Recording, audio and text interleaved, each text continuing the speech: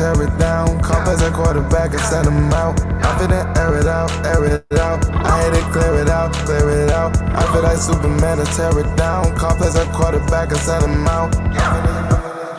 Take off. I'm on a rocket, a space dog. Bought a new car from Elon, wanna race. I've been asking how long is it gonna take. I've been cracking the code, had to break the safe. I've been riding my wrongs, had to change my ways. I was stuck in one place, so I had to shake. They try holding me down, but I found my way. Roddy Rich and so bicycle love me. Ride away, get my heart went all ice again. Find the balance, my patience been going thin. In the field every day till I reach the end. Popping up on your side like we had a bounce. Ain't no way that it think that it's stopping now. I've been waiting for my turn to come around. I've been waiting for my turn to come around. Air it out, air it out. I had to clear it out, clear it out. I feel like Superman to tear it down. Call as a quarterback and send him out. I feel that air it out, air it out. I had to clear it out, clear it out. I feel like Superman to tear it down. Call as a quarterback and send him out.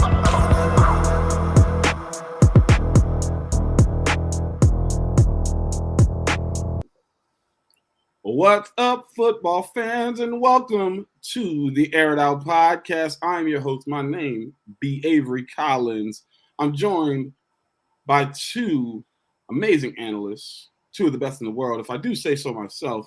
One of them, their name is the one and only, soon to be the one plus one. Juan, say what's up to the folks. I just want to say that I am very thankful to have the panel of the panel of analysts that we have on the show, and that we will never have to work with Max Kellerman ever in our lives, just because I just saw a recent Joe Budden interview that Stephen A. did, and how much he did not like working with Max Kellerman. So I have the pleasure of working with some of the two best analysts I ever had the pleasure of working with. And that's just a shout out to the talent that you two bring to this show and to sports entertainment in general, man. Well, we appreciate it. We love you. You're a very talented individual yourself. Chris, the resident in the residence, what's up, man? Say what's up to the people. Oh, well, all these years of, guest starring, being on other people's podcasts finally pays off. Look at the crib, man. I got the piano. I don't even know how to play the piano. Look at the couch. Look at the fireworks. Look at the fireplace, man. Just living it up. Oh, listen, man. I love it, man. I'm just waiting for the invite, to come through and crash, Oh, it'll come soon. But yes, what's up, everybody? It's the Air It Out podcast. Listen, we've got a bunch to talk about, so I'm not even going to waste any time. We're going to start with, obviously, probably the biggest trending topic in sports right now, in the sports world. If you have or have not heard, a certain individual who plays for a certain team has dealt with a certain unfortunate series of events. Ladies and gentlemen, I'm speaking about Aaron Rodgers, the quarterback for the New York Football Jets.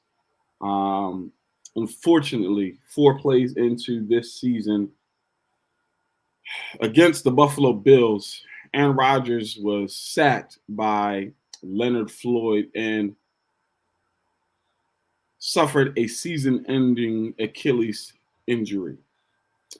This was heartbreaking news for many people, especially Jets fans. But if you are a fan of football, I think you felt the pain, at least some of the pain that a Jets fan would have potentially felt in that moment.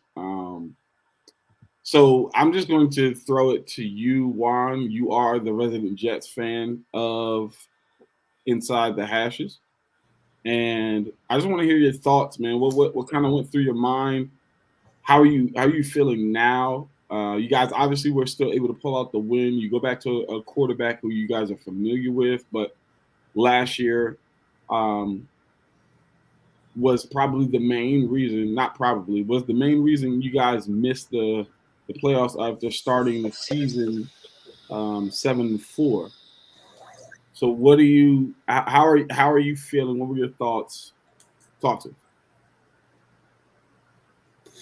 I mean, you get into you start building up this hype from April after the trade deadline. Training camp goes through, interviews go through, you watch the one Jets drive and the hard knocks and the hype around this one man who supposedly is supposed to bring your franchise back to relevance. And we have been a moribund franchise for such a long time that any sliver of hope to relevancy was enough to get a lot of us excited.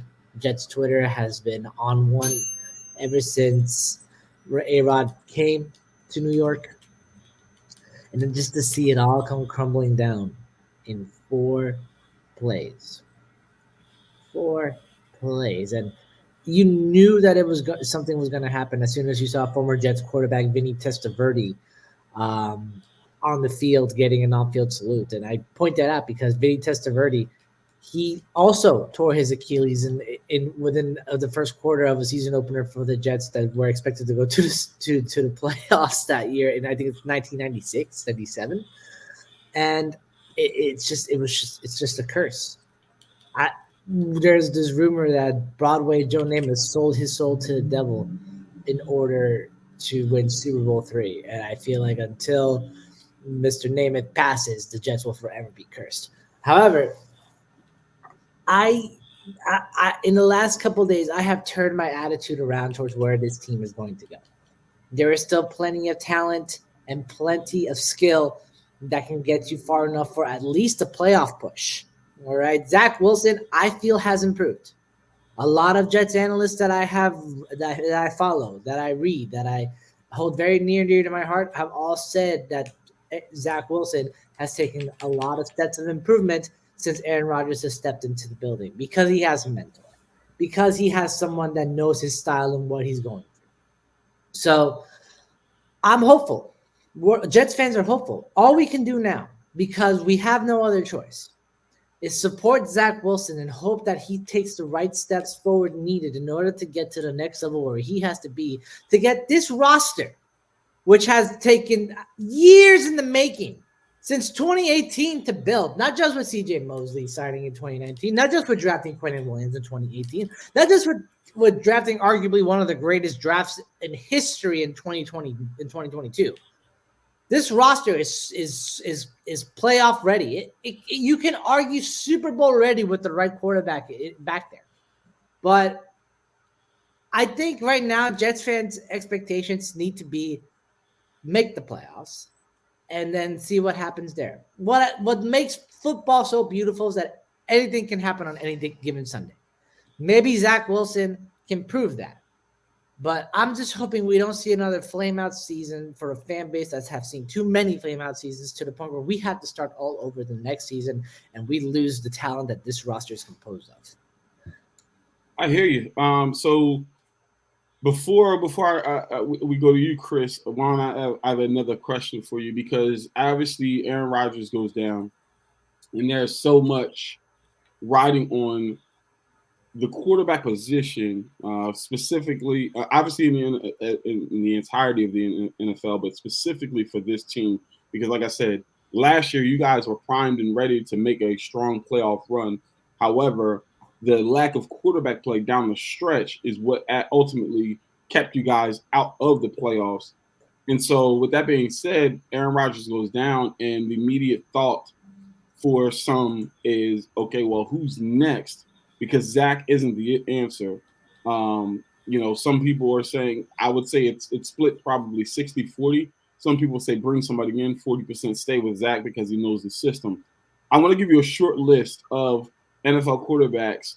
You let me know if any of these names are guys that you would want to maybe come in, stem the tide, who could potentially play better than Zach Wilson. And again, whether it be trade or free agency. So starting the list off with someone with the name of Sam Darnold, who's currently in San Francisco, who at this point probably is a bridge quarterback, right? He's not going to end up being a starter too much more. But a Sam Darnold, a Cooper Rush, the backup quarterback for the Dallas Cowboys, who came in and won 5 games for the Dallas Cowboys when Dak Prescott ended up getting hurt. He was able to stem the tide that team, because of that, ended up becoming a playoff football team. Jacoby Brissett, who we've seen obviously play the quarterback position at a very high level, and do some things and win some games in the NFL. Tyler Heineke, backup quarterback for the Atlanta Falcons, who again we've seen stem the tide, even win get close to winning a playoff game against the Tampa Bay Buccaneers 2 or 3 years ago.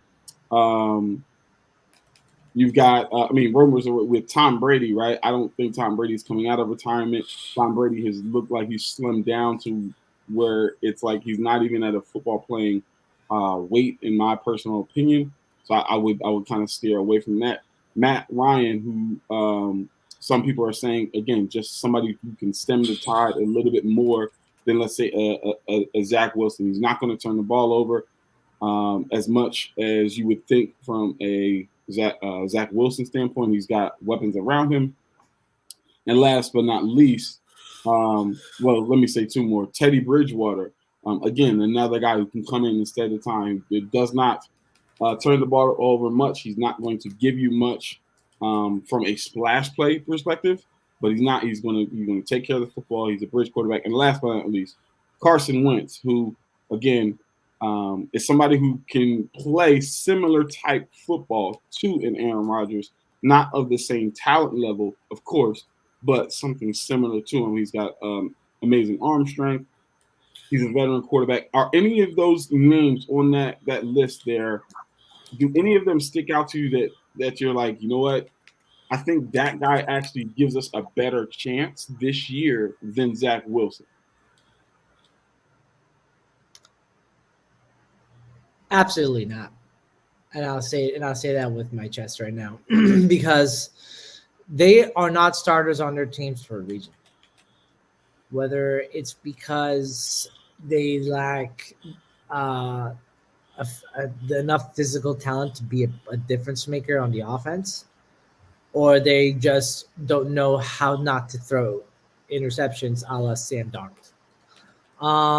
Taylor Heineke, while a decent option to explore, there's a reason that they chose Sam Howell over Taylor Heineke in Washington. And it's because Heineke, for as much of a team locker room presence, rah-rah guy that he is, just doesn't have enough physical talent to warrant keeping on a starting roster spot outside of, being ballsy. But being ballsy is basically what makes Baker Mayfield Baker Mayfield. Jacoby Brissett, a true professional. I applaud Jacoby Brissett for the direction that his career has taken and how he's handled it. He started in Cleveland for the first 11 games, led them decently throughout the way, and then was benched for Deshaun Watson, even though he had great chemistry. Now he's backing up Sam Howell in Washington. And as much as I respect that, it goes to show you that, like, while Jacoby Brissett is a good locker room, is a good leader, can lead men where they need to go, he can't elevate a roster past where he is to the point where he can make a difference. This is what the Jets need at quarterback. They need a difference maker apart from Zach Wilson. And there's been these theories floated around in NFL media, whether you go after Matthew Stafford and his big paycheck, even though the Rams are looking like they're in a good position to try to contend right now, so it wouldn't make sense. Or you go after Kirk Cousins, who statistically is a dang good quarterback and can work with proper weapons around him, a la Justin Jefferson, Stephon Diggs, Adam Thielen, Dalvin Cook, and all that. Not to mention, the Vikings are looking like they're trashy this year. So Kurt might want to look for that 1 year rental for a championship, and what better to do it than the City of Lights? Although it might be ironic given that he shrinks during prime time. So that is also another option to consider. Honestly, and Avery, I have to say that you're wrong about this. It's not 60-40 where the 40% goes for Zach Wilson. It's more so 75-25 where the 75 is going for Zach Wilson, because Jets fans have learned that you can't support a quarterback through negative energy, through negative comments, You got to be able to build your guys' confidence up and hopefully because you have no choice but to rely on him. And I think that's what the Jets are going to do through the first 6 or 7 weeks until the bye week. And then they'll review their options. And if they feel like Zach Wilson will not be enough to guide them to where they need to go, they will explore it. So But- I will agree with you and disagree with you in the same sentence. I believe within the Jets organization, within the Jets fan base and supporters, yeah, I would agree that it's probably 75, 80% Zach Wilson, 20, 25% get somebody else. But the general consensus of the football world outside of the Jets sphere is like, we've seen what Zach Wilson has put on the field. And we know if he plays the way he played last year, you guys are not going anywhere. And that's such a talented roster. You don't want to squander that. I do believe, though, I agree with you in the Matt Stafford stance. I think that they have potential to actually be pretty solid. They got their first win without even having Cooper Kupp on the field. Matthew Stafford looks to be playing some pretty good football right now. I don't like the Kirk Cousins pickup because, personally, I don't think Aaron Rodgers is done. I think he wants to come back, and I don't think Kirk Cousins is done. So if I'm Minnesota, I don't move on from him unless I have somebody that I can bring in to actually help us, because Minnesota has a very, very talented roster, and they could potentially contend. They're 0-2, but they can turn their season around. It's the beginning of the season.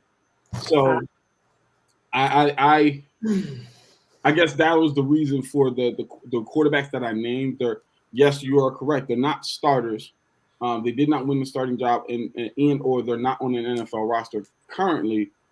But I think that those names allow for a little bit more leeway. Chris, now I want to go to you and get your thoughts. How do you feel? What did you feel when you first had the news broken to you that Aaron Rodgers has fully torn his Achilles, and he's out for the season? Well, before you answer, because I just want to say something real quick about Avery saying like the national pundits say that Zach Wilson did, Zach Wilson that. National pundits get things wrong all the time.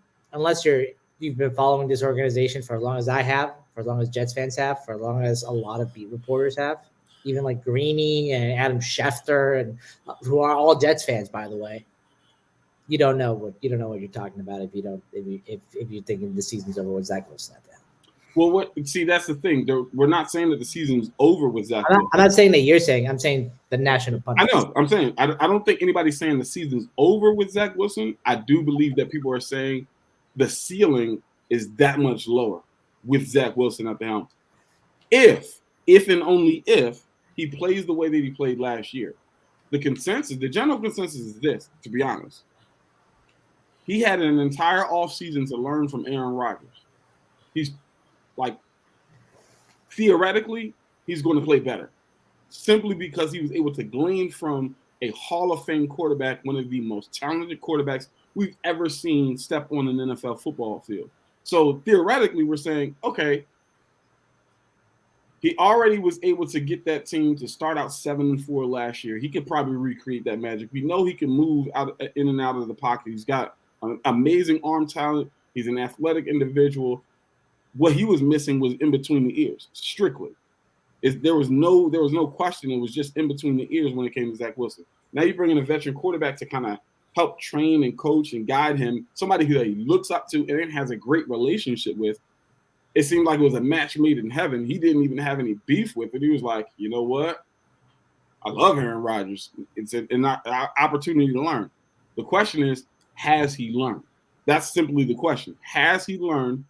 Will he take the next step as a quarterback? If he hasn't, if he's the same quarterback he was last year, we're going to see the same results as last year. Unfortunately, it doesn't mean that you guys still won't be in playoff contention. You will. That defense is that good. You've got a phenomenal running game. Breece Hall, he touches the ball and it's like, just move, right? So you're going to win football games. It's just those games that you need. And it may come down to the quarterback making a play in a critical moment It's like, can he then do that? So that's the question. Chris, we'll go to you. Well, nearly 30 minutes into this, I finally get an opportunity to talk. Well, first off, when I was watching the game, like when it happened, and as soon as I saw Aaron Rodgers go down, I'm like, yeah, something's not right. And then they bought the card out. I'm like, oh no, unless they give him like, like them same pain medications that he had like that one night in Green Bay against the Chicago Bears, he ain't coming back. But just from a football standpoint, after we've seen Peyton Manning retire, we've seen Drew Brees retire, we saw Tom Brady retire, this past offseason. And like we're seeing now a new generation being ushered in, and the older generation kind of like slowly, riding off in the sunset. And Aaron Rodgers is one of those last little Mohican quarterbacks. And for him to tear his Achilles, and for him to try to make a comeback at nearly 40 years old next year, or even try to come back this year, that's a tall task even for him. In regards to replacing him, the best option is Zach Wilson. I'm sorry, there's no backup quarterback that's going to come in and do better than Zach Wilson. I mean, Kirk Cousins, if you trade for Kirk Cousins, you have to trade more draft compensation like you did with Aaron Rodgers in order for you to properly compete. And let me remind you, the Jets' offensive line is not that good. So we're already Vikings fans are already complaining about Kirk Cousins throwing behind a bad offensive line. Do you really want him to duplicate that in New York? I don't think that's the recipe of success. I don't think Taylor Heineke or like Jacoby Brissett is going to move that needle further than what Zach Wilson could potentially do, who's already been in the system for 3 years. He knows the offense. He has reps with Garrett Wilson. He has reps with Breece Hall. He knows the cadences of the offensive line. Granted, it still leaves a lot to be desired. At this point, your best option is going with him and possibly signing like a veteran backup quarterback like Carson Wentz. That's probably your best option. And that's pretty much all I have to say about that. Yeah. No, if Carson Wentz becomes a Jet, I will lose my mind. Let me say this. Man is a locker room cancer in and of itself. I do not like Carson Wentz whatsoever. Not as a football player, certainly not as a person. And also, Chris, to answer like your part about him coming back, Aaron Rodgers on the Pat McAfee show yesterday, I think what I'd like to say is give me the doubters, give me the timetable, give me all the things that you can, should, or will happen. Give me your doubts, give me your prognostications, and then watch what I do. And if that's not the attitude of a guy who will fight to come back, I will agree with you. As a 40-year-old man, that is a lot to ask for. But I'm a Jets fan, and we don't have a lot of hope, so this is all we got. Okay, I'm not saying that Rodgers can't do it. I think it'll be great for football, and I think it'll be great in regards to people who have a negative perception about Aaron Rodgers' lack of desire to win in order for that. But I'm just saying, like, we've seen Achilles injuries be essentially the death toll for multiple players, especially at older ages. We saw, like, I know it's not the same sport, but we saw Kobe Bryant in his mid-30s tore his Achilles. Granted, he came back, still played at an all-star level, but you could clearly tell the lift wasn't the same. His ability to change the game and him being an impact player wasn't the same. We're talking about a guy who's already had dealt with, lower body injuries in the past and is going to be 40 years old behind once again, unless you improve that offensive line within the next time Aaron Rodgers steps on the field, that problem is still going to be there. And that's my biggest issue and concern in regards to the Jets. So let me be clear here. One, I'm not one of those who are of the general consensus that says, let's go ahead and move on and get another quarterback. I agree with both of you. I think the best option is Zach Wilson. He knows the system. He's the locker room, clearly, you saw it on the sideline. They rallied around him. Garrett Wilson, after catching that touchdown, literally told him, you could kind of see him mouthing the words, I got you, bro. Just throw it my way. Like, I'm going to make a play. Like we got you. We're gonna pick you up because they're a team. That's one thing I will say is Robert Saleh has created a culture there that it seems like they are really a tight-knit group of individuals, whether no matter who's at the helm. I think they're upset, obviously, that they don't have their Hall of Fame quarterback, but I think ultimately they realize, like, all right, well, Zach Wilson, it's time to step up, and we got you. We're going to pick you up. We're going to run the ball. We're going to do some play action or let you move around the pocket, get the ball to us, and we'll do what we got to do, right? So I believe that Zach Wilson absolutely is the best bet. I believe that I agree with Chris again. Here is that I think the best option to add would be a Carson Wentz, someone who is mobile enough, who can move outside the pocket. And the reason I say this is because, to Chris's point, the offensive line isn't great. If Zach goes down, now who are you turning to, right? Carson Wentz is a bigger body. Yes, he's not necessarily the most injury forward person, but he's a bigger body. He's still mobile. He can move around. He's a veteran quarterback. All those different things, and from the standpoint of being a veteran quarterback, he can still help coach and mentor Zach as well from the sideline. All those different things. So I think he gives the best bet. Juan, you said something though. There's a little take in there. I don't think people caught it. You said, I don't like Carson Wentz as a person. As a player, understood.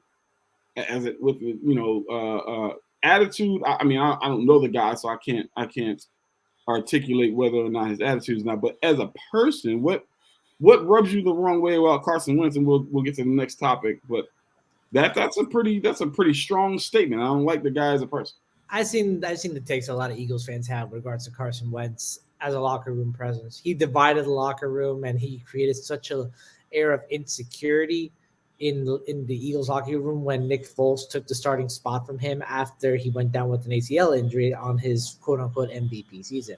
And then from then on, it just grew into such a division in the locker room that it tanked a potential Super Bowl repeat for the Eagles that same year. And then it continued the next year after, to the point where Carson was having a putrid season.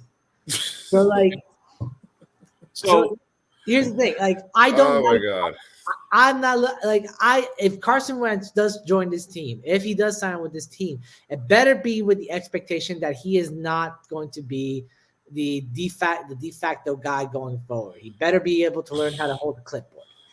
I think he's clear on that at this point with getting released, so Sam Howell can start. I think it's probably sunk in at this point. Like, he's not going to be the guy moving forward. But I will say this: all of this stuff that you referred to, you alluded to. Fans said, right? I think that we there's a dangerous and slippery slope that we walk if we're going to go based on fans, because fans aren't in the locker room.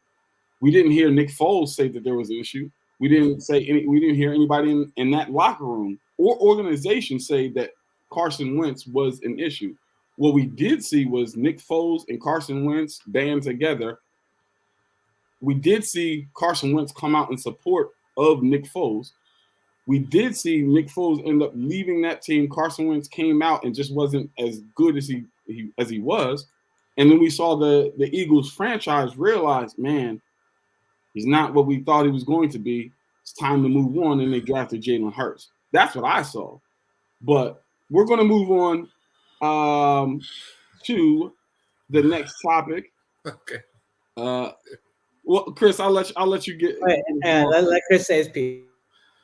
In regards to that topic, we clearly do not have enough time to literally dive into that. Sure. But in regards to the Jets, there were two instances in which David Bakhtiari kind of made a point about in regards to the field at MetLife, in regards to the turf. And I saw two instances in which Zach Wilson wasn't even touched, but he slipped and he almost got hurt himself on that turf. So that's why I'm like, I don't mind going ahead with Zach Wilson, but signing a guy like Carson Wentz to just be in the system, just be a backup quarterback, learn the system and work with the scout team for a few weeks, God forbid if something happens to Zach Wilson, because Zach Wilson has been hurt and or benched in the past, so that way you're literally be able to prepare and be ready for that. I'm not advocating for Carson Wentz to be a starter. I think Carson even knows at this point he's not going to be a starter wherever he gets signed. There's reports of him potentially being a backup quarterback in Cincinnati, and we all know, ego and hubris aside, he ain't going to start over Joe Burrow. So I think at this point he's just looking for work.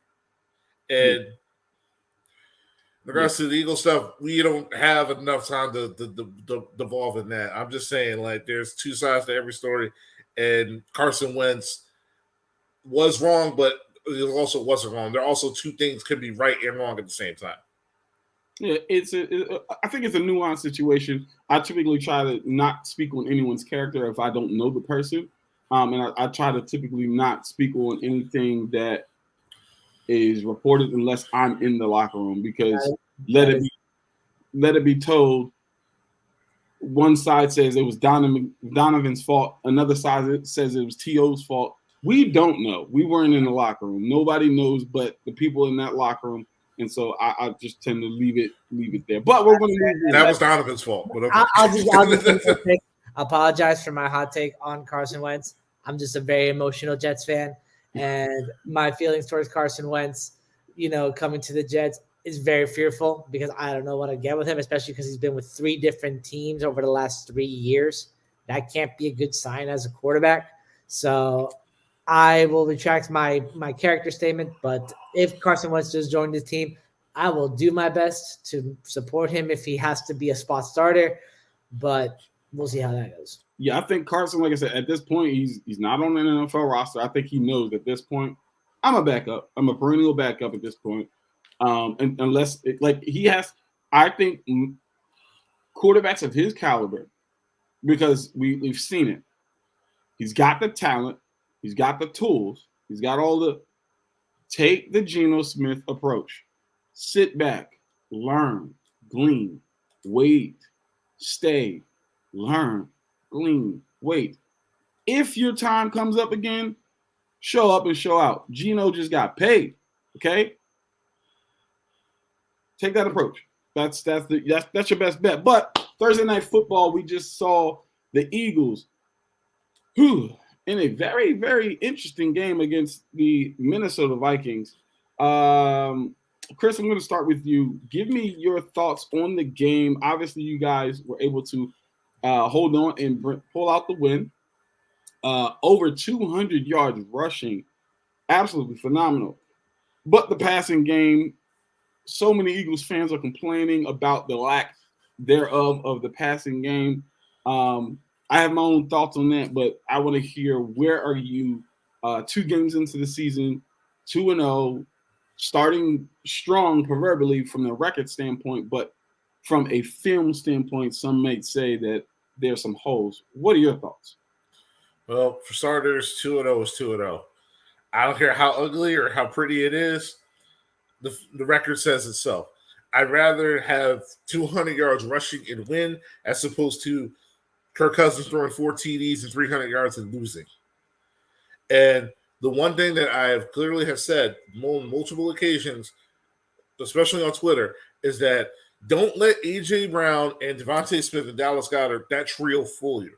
The Eagles are at their best and at their core a run-first football team. We've seen it last year when Miles Sanders had his career year. We've seen it the previous year after they started off 2-5. They won 7 out of their last 10 games, becoming a more implement and run-first oriented team with Jalen Hurts and, the running back core that they had. And now you're seeing it now. DeAndre Swift is fully healthy for the time, as of right now, I pray, because I've always been a fan of DeAndre Swift back in Detroit, but injury issues have lingered him, and that's the reason why I got traded for a 7th-round pick to us. But we saw that when he's healthy, he is an absolute monster. And also, Jason Kelce doesn't get enough credit for this, but him advocating for us to draft Cam Jurgens out of Nebraska last year, and now him playing at right guard, replacing Isaac Seumalo, has been a real seamless transition. I've watched all the tape. He's really good on pulling. He's really good at the ability to get on the second level. Jeff Stoutland has done a great job on that. And listen, the passing game will come along. I feel like with a lot more creativity and a lot better like scheme wise. But from what I'm seeing now, just run the football. We struggled last week in a monsoon game against New England. The offense looks a lot better.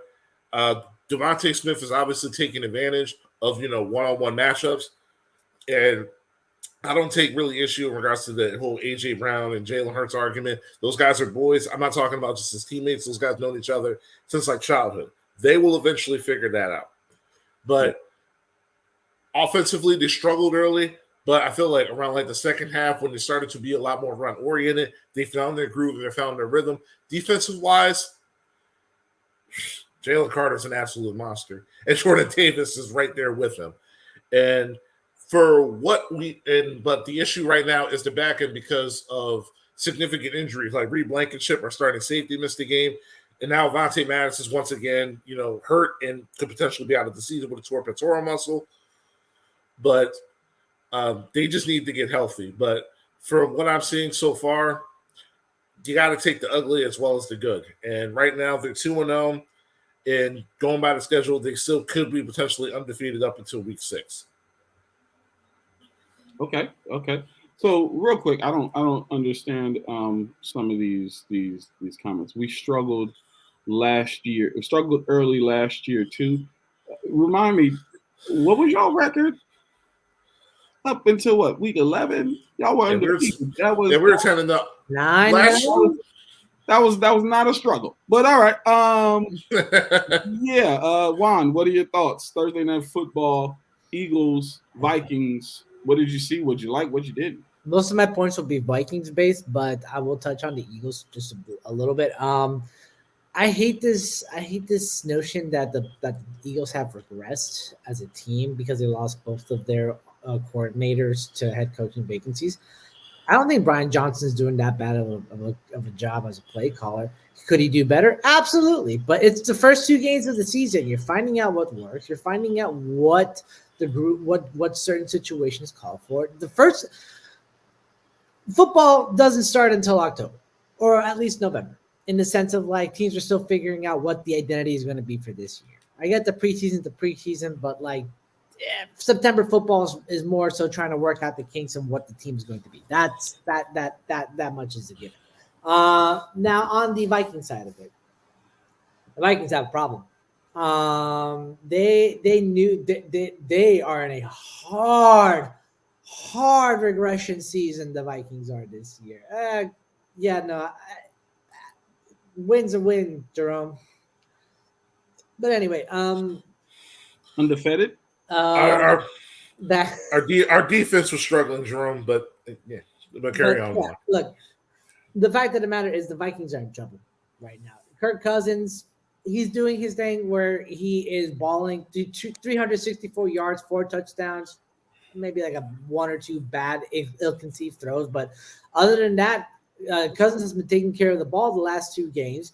Justin Jefferson looks like he's going to go for another tear this season. I think he might beat out Tyreek Hill if he continues his pace for 2,000 yards. TJ Hawkinson looks amazing. He's been benefiting my fantasy teams quite a bit, and he's a tight end who I understand why the Detroit Lions traded him, and he's balling out in Minnesota. I just wish he was balling out here in Detroit. But that Vikings defense, it has gotten a lot better in comparison to last year, but better does not mean you get wins. All right. Brian Flores is doing a great job instituting unique blitz packages with this team. This Vikings defense is filled with plenty of talent, but it's not cohesive enough to the point where it can restrict teams from getting points. Right. And that's going to take time. That's going to take chemistry. That doesn't mean I think the Vikings are going to figure it out. I have them projected as finishing last in the NFC North this year, And, as much as I think that the Vikings have a lot to prove this year, I don't think they're going to be able to prove much going forward. I mean, even their schedule, if I can pull it up here real quick, does not seem easy going forward. Let me have here. Like next, you lose against the Buccaneers that were led by Baker Mayfield last week. You lose against Philly. Your next is against Justin Herbert with the Chargers, then Carolina, then Kansas City, then Chicago, then San Francisco. That run of games, you maybe can squeeze out 1 or 2 wins with Carolina and Chicago, but it's just I don't see it. I don't see that this team's going to bounce back as the season goes on. Not to mention, I just to give a quick shout out to Alexander Madison. My guy, I am so sorry that you're getting that kind of treatment from fans, man. The private DMs, those comments that you're getting, you do not deserve that, my friend. All right, you are a great football player, and hopefully, hopefully you can rise above the comments and show these people why you earned that RB1 spot in Minnesota. Yeah. Hey, well, Juan, look on the bright side though. If the Vikings keep losing, they'll be in the Caleb Williams sweepstakes. I'm pretty sure he'll prefer throwing to Justin Jefferson as opposed to going to Arizona. Oh yeah. No comment on that one. So my takeaways. Number 1, Eagles, 2 new coordinators, offense, defense. It's going to take some time to gel, ladies and gentlemen. So don't panic. As Chris pointed out, you're still 2-0. 2-0 is 2-0. I don't care how you slice it, how you cut it. 2-0 is 2-0. Let the guys figure it out, okay? Like, it's early in the season. The first quarter of the season typically is where you're figuring certain things out, certain nuances. Who's your players, that you can go to? What does this person like? What does that person like? So on and so forth. Anytime you change coordinators, it's just bound to happen, okay? That's just the reality of the situation, okay? That's number 1. Number 2, the back end of your defense, to Chris's point, very, very like the injuries, Maddox, Blankenship, Bradbury not being there. That's an issue, right? So now you're left with one-man corner in Slay, and he's guarding their best receiver. They're going to kind of get lit up, especially because it's Kirk Cousins, who is notorious for throwing the football all over the field. Like, let's just be real. But the reality is they could not run the football to save their life, which is a huge sign because your front 4 is absolutely dominant. Chris pointed out Jordan Davis and Jaden Carter. Let's not forget Fletcher Cox. Like, and Sweat was like it. He just seemed unblockable last night. I know it didn't translate into a bunch of sacks, but the pressures that he got on the quarterback to be able to make him get the football out of his head, like it was so. They were so dominant on Thursday night. We didn't even hear the name Hassan Reddick. We didn't even hear his name the entire broadcast, and we know this guy is somebody who can just flat out get to the quarterback. So let's pump the brakes. Running the football is still a great formula. Hence my previous takes of let's stop devaluing these running backs. DeAndre Swift had 170 plus yards on the ground and was like, he was just shades of like, it was shades of old school football. We're going to put our heads down and there's nothing you can do about it. We're going to beat you off of the ball and dominate. And they were able to do that. And it was absolutely beautiful to me. Obviously, you guys got weapons on the outside. I would like to throw in that Devontae Smith is probably the smoothest receiver on and off the field in the NFL. The guy is just smooth. The way he like runs routes, and it's like he's floating on the field. Like Poppy. Yeah, so we know that there's talent there. That will open itself up. Keep running the football, the play action will open up. All of those different things. It's on the way. It's just early in the season. But you guys, you're 2-0. Everybody, take a chill pill. And to quote the quarterback who we were referencing earlier, relax. Okay? Relax. All right? So, whoa. That's a take there, Jerome. Devontae Smith over A.J. Brown. I'm going to leave that where it lies, okay? We were going to talk about week 1 and get some takeaways, but we've been on for a minute now, so we're going to jump right in to our game picks. Let me pull this up so I can get... I actually kept track of everyone's game picks here. Oh, perfect. So I went 11-5, and both of you went 7-9. All right. Well, there you have it, ladies and gentlemen. Juan coming out the gate strong, 11-5. Both myself and Chris at 7-9. So Juan, since you are in the lead, we will allow you to kick off our game picks. Again, you can pick your game and explain one. So have at it, sir. For the record, I just want to say that I picked Philadelphia to win on Thursday night, and I can prove it as much on my TikTok account because I made my pick before the game even started. Yes, I did see your TikTok. So I will claim that as a dub for myself going forward. And then for the rest of the slate, let's see what we got. We got Green Bay at Atlanta. I am going to take Green Bay to win. Sorry, Avery. I just that won't be my explainer, but I'll just apologize to you quick. Buffalo in Las Vegas at Buffalo. I'm seeing a bounce back for Buffalo. Give me the Bills. Baltimore at Cincinnati. That's a toughie. I'm gonna go with Cincinnati. Seattle at Detroit. I will be there as a photog for my station. So I'm taking the Lions to win that one. The Chargers at Tennessee. I will give me Los Angeles. Chicago at Tampa Bay. You know what? I'll give it to Chicago. Kansas City and Jacksonville. Man, these are all really hard ones. I will take the Jaguars, baby. 0-2 Kansas City. Let's see how that goes.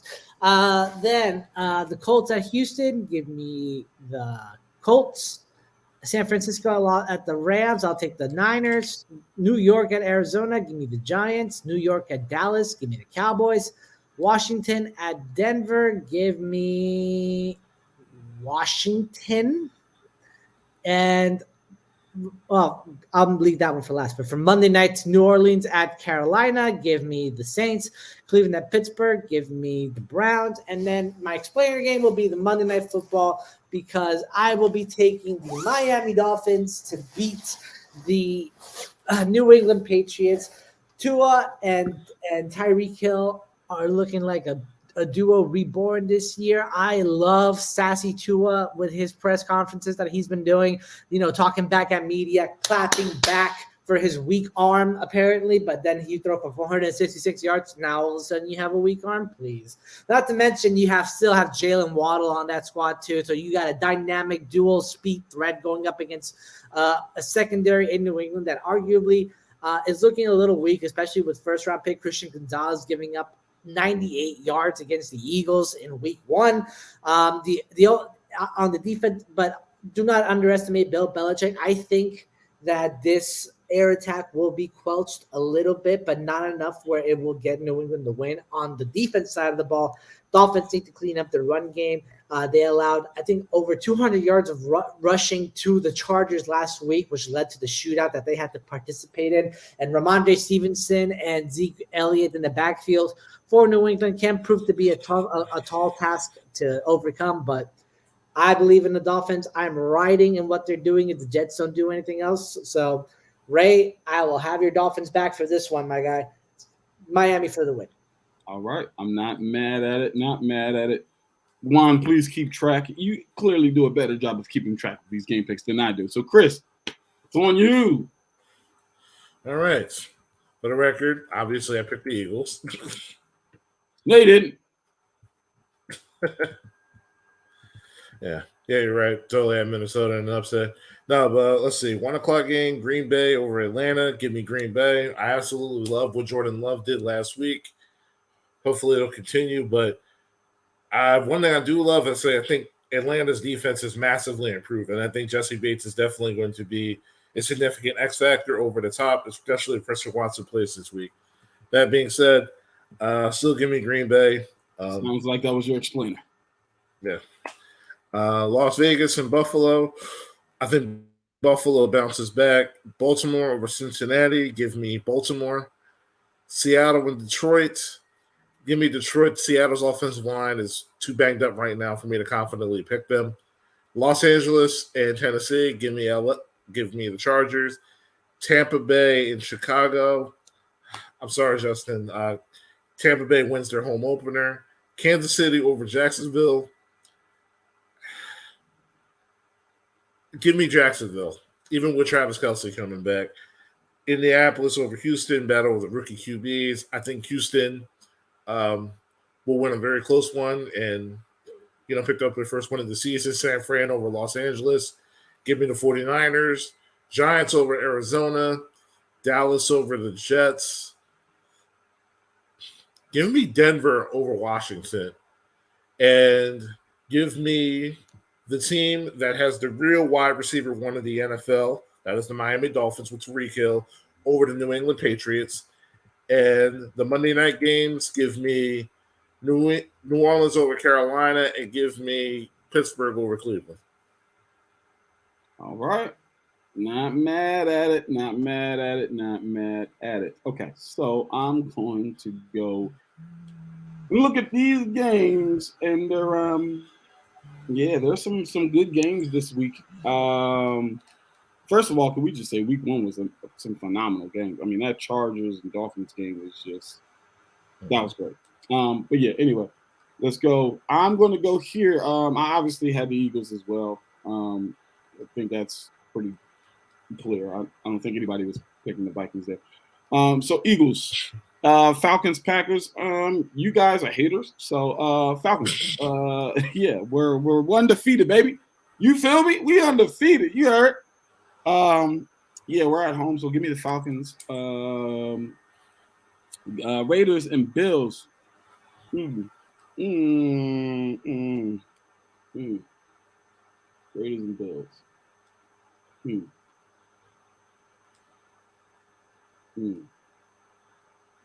I think I'm gonna go. That's gonna be my explainer.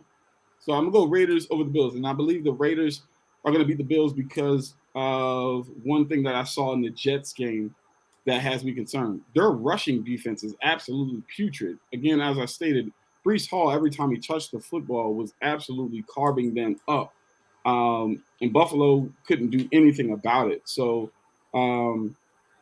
it was Jerome, speaking of the Browns, remember my hot take about Deshaun Watson. All right. Yeah, I don't like what I saw from the Bills rushing defense. Especially to the point that everybody kind of made earlier, the Jets offensive line isn't amazing, and they were just carving up the Buffalo defense in the run game. I believe that the Raiders have a better offensive line. And Josh Jacobs, we saw what he did last year, leading the league in rushing. I mean, yeah, I don't believe in that, and I think that sets up play action very well. Obviously, Devontae Adams can eat in that regard. So I'm going to take the Raiders over the Bills there in an upset game. Ravens versus the Bengals. I will take.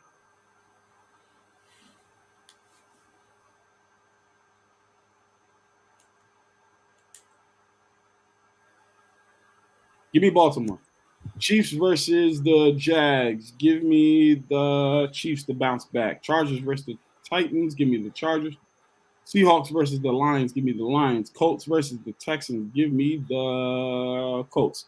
Bears versus the Buccaneers.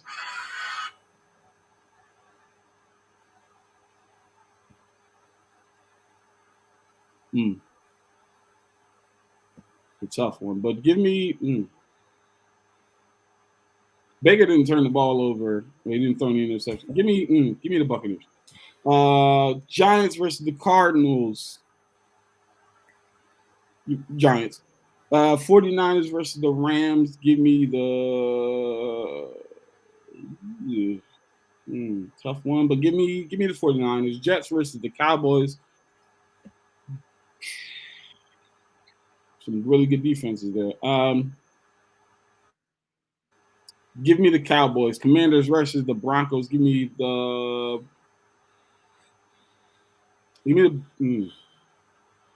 Commanders. Dolphins versus the Patriots. Give me the Dolphins. Saints versus the Panthers. Give me the Saints. Browns versus the Steelers. Give me the Brownies. All right, ladies and gentlemen, the game picks are in. I'm going to switch from one of mine real quick because I saw we're all taking it, and I'm just going to be the contrarian here. I will take the Jets to beat the Cowboys. just to have my hopes dashed once again for a second week in a row, I will take the Jets to beat the Cowboys. All right, Jets to beat the Cowboys. I don't think Duran is the reason why I'm saying. I'm not saying that you are saying that. I'm saying remember my hot take of what I said about Deshaun Watson. Speaking of the Browns, and you said that you felt that the Browns are going to make noise. All right, so ladies and gentlemen, Juan, I hope you were able to keep track of all of the game picks. That's going to do it here for us at the Air It Out Podcast. Are we going to predict the Thursday games? Oh, you know what? Yeah, let's go ahead and do that. Let's predict next week's Thursday game since we won't be on Thursday. So let me bring that up. Week 3. Thursday is the Giants and the 49ers. So, Chris, give me your pick. Giants and 49ers? 49ers. All right, and Juan. Honestly, the 49ers, man, and hopefully, they put up another 40 burger because I need those fantasy points from Christian McCaffrey. All right, I'm going to go 49ers as well. Looks like a clean sweep there, ladies and gentlemen. Good stuff. I don't know what. Don't do that to the Giants, Jerome. They were in the playoffs last year. Okay, don't do that to. Anyway, ladies and gentlemen, this is the Air It Out Podcast brought to you by Inside the Hashes. Please do me a favor. Go follow us on all your social media platforms. That is Facebook and Instagram at Inside the Hashes, Twitter at Inside Hashes. And do me a favor, right after you do that, can you go check out the website at www.insidethehashes.com. You can get all of your football content right there. That means podcasts, that means player interviews, that means fantasy football, that means blogs, all different types of things. We are the apex of football. www.insidethehashes. And after you're done doing that, please go on over to our YouTube channel, hit the subscribe button, like our channel, and then turn on notifications. Do that so that you can get all of the information that you need right in one spot. And listen, my thing is this. If you don't want to go to all the different places, scan that right there. Scan that QR code. It's going to help you out. It'll take you exactly where you need to go and get you all of the things that you need. Jerome says, Danny Dimes, stop patting the ball. Exactly. You know what? He does have to stop patting the ball. I can agree there. I do want to give one shout out real quick, though, because it's just funny to me every time I see it. We miss you, Coach. We miss you, Coach. You know, we miss you, Coach. Get it together. Yeah, no. But anywho, ladies and gentlemen, that's going to do it for us here at the Air It Out Podcast. Again, brought to you by Inside the Hashes for Christopher Thomas and the one and only one. My name is Avery Collins. We're going to head out of here. But before we do, Aaron Rodgers is injured. Zach Wilson, he's going to play. We hope he plays well. The question becomes is, do they bring in a backup quarterback? And you know who would be a great backup? Oh, my God. No. Cut the feed. Yeah, please cut it. A quarterback who actually does not pat the football, who's not named Matt Ryan. But if Matt Ryan stops patting the football, I believe that he can come in and Oh, my God, please. Look, Matt Ryan's not stepping out of his pseudo-retirement. He is not stepping out of the CBS cushy job, all right? He's doing a great job as an analyst. From the little 28-3 comment on turn the season around. So you wanted to be the Jets quarterback. So